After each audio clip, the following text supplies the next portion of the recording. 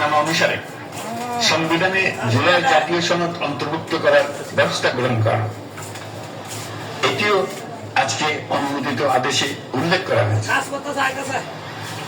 প্রিয় দেশবাসী, অভ্যুত্থানের পর দায়িত্ব গ্রহণ করে অর্থনীতিকে গভীর গহ্বর থেকে উদ্ধার করা ছিল আমাদের জন্য একটা বিরাট চ্যালেঞ্জ। গত 15 মাসে আমরা সেই চ্যালেঞ্জ উতরাতে সক্ষম হয়েছি। রপ্তানি, বৈদেশিক বিনিয়োগ ও রিজার্ভ সহ অর্থনীতির সবগুলো সূচকে দেশ ইতিবাচক ধারায় ফিরেছে। লুট হয়ে যাওয়া ব্যাংকিং খাত ইতিমধ্যে ঘুরে দাঁড়িয়েছে, মানুষের আস্থা ফিরে এসছে।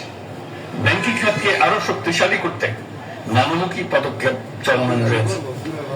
অভ্যুত্থান পরবর্তী সময়ে বিভিন্ন দেশে বৈদেশিক বিনিয়োগ হ্রাস পেলেও বাংলাদেশে গণ অভ্যুত্থান পরবর্তী প্রথম বছরে বৈদেশিক প্রত্যক্ষ বিনিয়োগ অর্থাৎ এফডিআই 19.13% বৃদ্ধি পেয়েছে।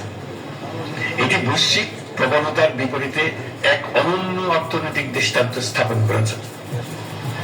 আগামী সপ্তাহে ডেনমার্ক ভিত্তিক ম্যাস গ্রুপের মালিকানাধীন এপিএফ টার্মিনালস বিভি এর সঙ্গে লালদিয়া কন্টেইনার টার্মিনাল প্রকল্পে 30 বছরের কনসেশন চুক্তি স্বাক্ষর হতে যাচ্ছে। এই চুক্তির আওতায় ইউরোপীয় এই কোম্পানি 550 মিলিয়ন মার্কিন ডলার বিনিয়োগ করবে। এটি এই যাবৎকালে বাংলাদেশে ইউরোপের সর্বোচ্চ একক বিনিয়োগ।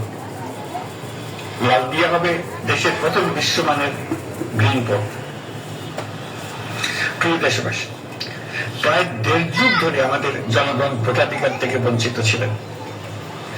তারা আজ আসন্ন নির্বাচনে তাদের ভোটাধিকার প্রয়োগ করার জন্য উন্মুখ হয়ে আছেন।